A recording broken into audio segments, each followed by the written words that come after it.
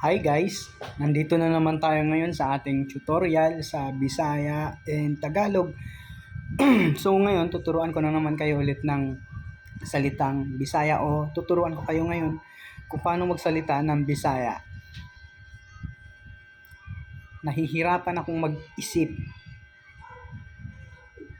Naglisod ko gunahuna. Naglisod ko gunahuna.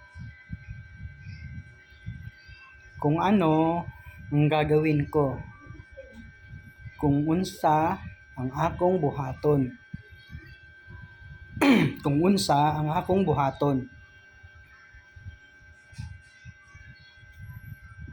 Namimiss ko na siya. Gimingaw na ko niya. Gimingaw na ko niya. Kailan pa kaya kami magkikita? Kanus pa kaha mi magkita. Kanus pa kaha kami magkita. Ang tagal na ng panahon na wala kaming komunikasyon. Kadugay na sa panahon nga wala may komunikasyon. Kadugay na sa panahon na wala may komunikasyon. Masaya sana siya.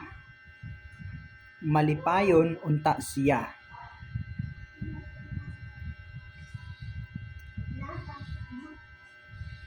Namimiss ko na talaga siya. Gimingaw nagyud ko sa iya.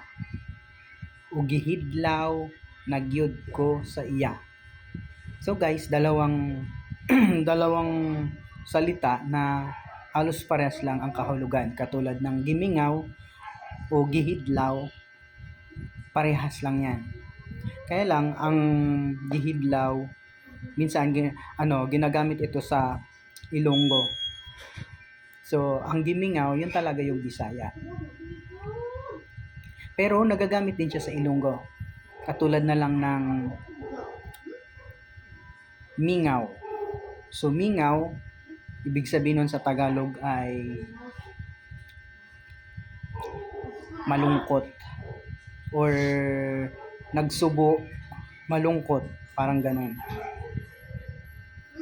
So, nasaan na kaya siya ngayon? Asa na kaha siya karon?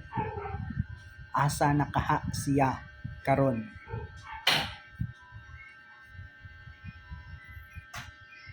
Naiisip pa kaya niya ako ngayon? Naiisip pa kaya niya ako ngayon? Nahinumduman pa kaha ko niya karon? Nahinumduman pa kaha ko niya karon?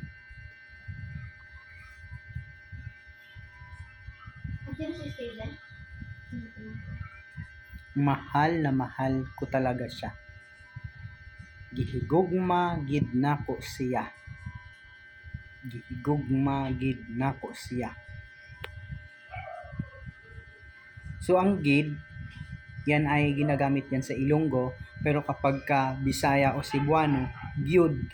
Yung gid, palitan mo ng gyud. So parang gimingaw na gyud ko sa iya. Parang sa Ilonggo naman, ginahidlaw na gid ko sa iya.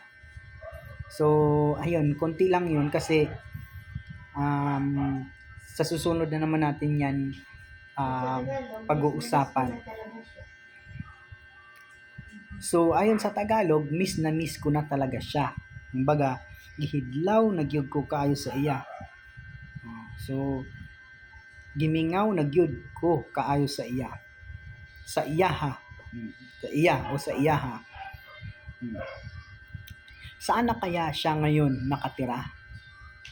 Asa nakaha siya karon magpuyo? Asa nakaha siya karon magpuyo?